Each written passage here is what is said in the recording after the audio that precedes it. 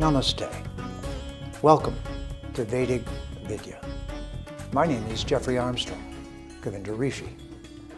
Vedic Vidya is available exclusively on Citti Media English channel on Thursday and Sunday nights at 7 p.m. IST. Our topic for this evening is how colonial Britain stole trillions of dollars from India, or how India bankrolled and impoverished Britain. An almost unthinkable amount of wealth was taken from India. This is a very interesting part of our story. I want you to listen carefully because you've never heard this before, I'm pretty sure.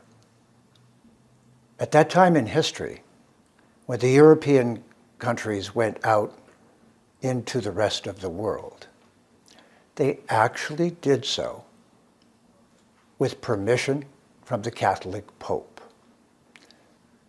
Did you know that? Neither did I, for a very long time. So I want to share some things with you, but I want to caveat first. This isn't to get you angry to go out and cause trouble to current day people. History is not meant for that. Remember, those who do not study history are bound to repeat it. So we're going to talk about history today, but not so that you go out and be angry with the generations who've subsequently come into existence from those who perpetrated these deeds. As someone who's a follower of the Vedic knowledge, we believe, we as a culture, that all of us are immortal beings and we're changing bodies from life to life. So you may be best friends with one of the previous perpetrators of these offenses within history. But if we forget them, we won't learn from them. So the purpose of this presentation is not revenge, it's wisdom, and it's to take active steps right now to make sure that the same problems don't exist. And what was the problem? Let me say it for you again. This show is about how Britain stole trillions of wealth from India in the name of Jesus. This was about the time that Columbus and others went out into the world and supposedly discovered places. That's the term. But that term, discovered, actually means went out in the world with two papal bulls issued by the Catholic Church. The first was called the Bull Romanus Pontifex by Pope Nicholas V, issued January 8th, 1455. The second, the Bull Inter Caetera by Pope Alexander VI, May 4th of 1493. Both of these papal bulls gave permission to all the Catholic countries in Europe to go out into the world with ships, gunpowder, and by force, to go to all cultures that were considered pagan by the then Christian Church, Catholic Church. And so ships went out carrying these papal bulls that authorized them to go and discover all the cultures in the world that were not Christian. You could not discover a Christian culture. They already were Christian. The purpose of this discovery process, which is now a legal term, at least in the US, it's still a legal term. And it's the reason that the First Nations peoples of the United States are not of the same status as the citizens of the United States, because they are not exactly people. I'm sure these are new ideas for you. But the ships that went out into the world, now with the permission of the Pope, the blessings of the Pope and encouragement, went out to discover, and discovery means to take whatever was in the hands of the people, no matter who they were or where they lived. If they were not Catholic and Christian, then you could take all of their possessions, own their land, steal their resources. You could pillage, even rape, take everything, enslave them. And the land that they lived on was under a doctrine called terra nullius. It means if they're not Christian, the land is actually empty. These are legal terms from the Catholic Church. Terra nullius. The land is empty unless it's owned by Christians, occupied by Christians, essentially Catholics. The second word, these are two toxic Latin terms, is persona non grata. You may think you know that one because that's someone not welcome in your social group, persona non grata. In actual fact, it means appearing like a person but isn't really one. We don't hear that much these days. But now you know the truth, that the land that is occupied by those who are not Christian is empty. And that beings appearing to look human but not Christian were, under this principle, persona non grata, not persons. I'm setting the mood for you so that you understand that it wasn't people like we know today in the centuries we're living in. It was people at another time who had these unique ideas that went out into the world and robbed and enslaved and desecrated and denigrated the cultures of the world, all the cultures that they encountered. It just so happens that one of the wealthiest, one of the most magnificent, and certifiably the oldest historical landmark in the culture of India was that 7,582 years ago, according to the astronomical data in the Mahabharata, the great epic story of that time in history, 7,582 years ago, the famous text called the Bhagavad Gita was spoken. Think of that as a historical landmark moment in this conversation. That the civilization of India, then called Bharat, and still now by those who love it in its ancient sense, that culture of India was so rich.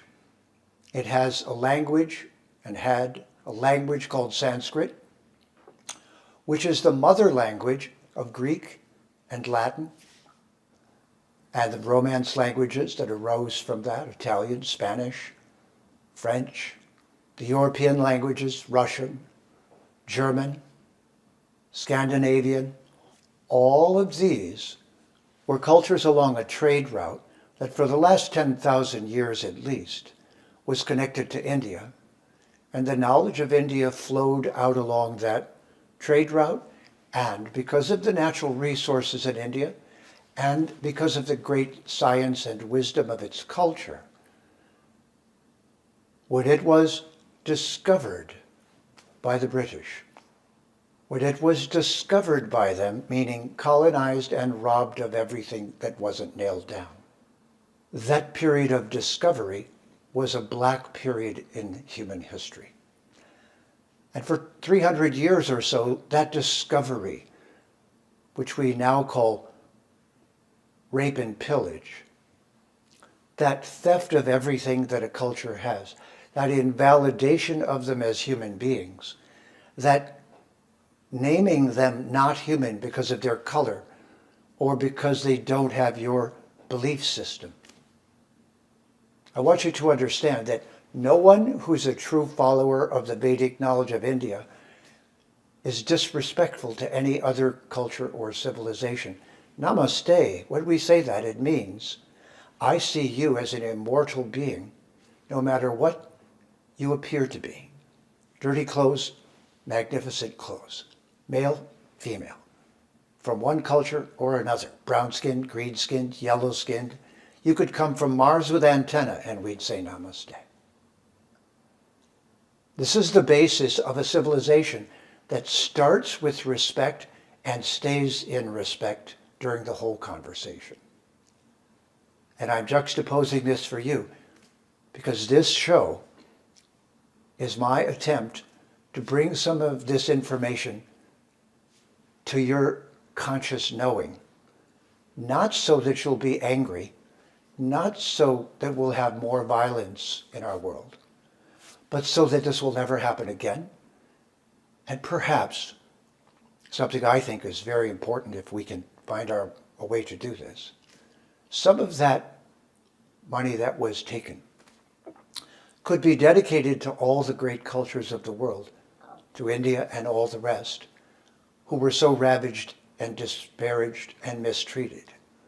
Perhaps we could dedicate funding so that they could revive their language and their culture, and without the prejudice that went along with this historical discovery, perhaps they could tell us who they really are on their terms, not someone else's, not Christianity's, or any other religion, or any other politic, or under duress or fear. But what if they could really share their wisdom with us for the first time in history and be honored and have funding to revive their languages and write down what they remember still of their ancient cultures? The reason I'm saying this is because this is not just about India. India is the mothership of indigenous cultures. India is the last standing and still cognizant and literate culture that was brutally colonized, ravaged of its wealth. Hundreds of millions of people died needlessly in famines and in other induced calamities. So this historical period of discovery, if you look it up, those papal bulls that I mentioned to you, you'll find them online. You'll see them as legal documents, 15 pages long. The gist of it is, if you go out in the world, you can steal anything that isn't the property of Christians. So I want you to think for a moment that there are people within Christianity who still think that way. Not everyone. And the same is true for Islam. There are members of Islam. I have dear friends who are Islamic, and I have dear friends who are Christian. And I have read their books and studied their culture. I have the utmost regard for them as truth seekers when it's a truth they seek for themselves. But one of the things we have to talk about, that's why we're talking about it first, is that if your truth tells you to go ravage and pillage another civilization, and that you have a right to do that just because of your truth, that's not religion, that's insanity. And that is now insanity in the name of religion. And something done in the name of a religion that is really seeking the truth is insanity. And you, as a true practitioner of that religion, need to say so. So this doesn't polarize us into religious beliefs antagonistic to each other. As I said, India was never antagonistic to other ways of thinking. They were best friends with all the people they knew along that Silk Road. 10,000 years of trading and sharing ideas and language. And in our next show, we'll talk about that language and how it affected the Greeks and the Romans and all of European civilization. We're all cousins. This conversation is not to inflame the family so that we find another reason to be antagonistic. is so that we can finally heal the wounds of a history that should never have happened, and one that we do not want to see repeated, and we'd like to see it atoned for in various ways, not just to India. Think of us as the flagship. Think of India as the flagship culture, but only because it is of such antiquity, of such sophistication, that what we call science today came from there. And I'll prove it to you in future shows. What we call language is filled with Sanskrit terminology. English, thousands of Sanskrit words that you don't even know are Sanskrit. Most people don't even know that they're Latin also, or that they're Greek also, the language. So this show is dedicated to a principle. Satyam eva jayate. Sanskrit for the truth ultimately prevails. And this is a truth-seeking show to share with you, and it will create controversy, but it's not if it bleeds, it leads journalism. This is to tell you a truth that's shocking, for you to look it up and see that it's true, and then for all of us to decide it's not going to happen again. And for all of us to become friendly. The goal of this show is to tell the truth so we can all become friends and not live in the past and not repeat the past. Only the part of the past that was holy, sacred, beautiful, beneficial, great culture, that we want to celebrate together. So thank you very much for listening. This is just the beginning of an investigation that I have pursued for the last 50 years of my life. All my life, I looked around and said, this can't be the whole story. Dropping nuclear weapons on innocent people cannot be where we're headed. Turning people into cattle and treating them like animals with technology and giving them numbers and forcing them to lose all of their human individuality and rights is not where our civilization should be going. And that is a message not from me, but that I pass on to you from the Vedic Vidya, the great knowledge of Bharat, of India. So remember, first, I and we see everyone as immortal divine beings. And next we know Satyam eva jayate. The truth will eventually prevail. Thanks for listening. My name is Jeffrey Armstrong, Kavindra Rishi, and I look forward to seeing you again in the near future. Namaste.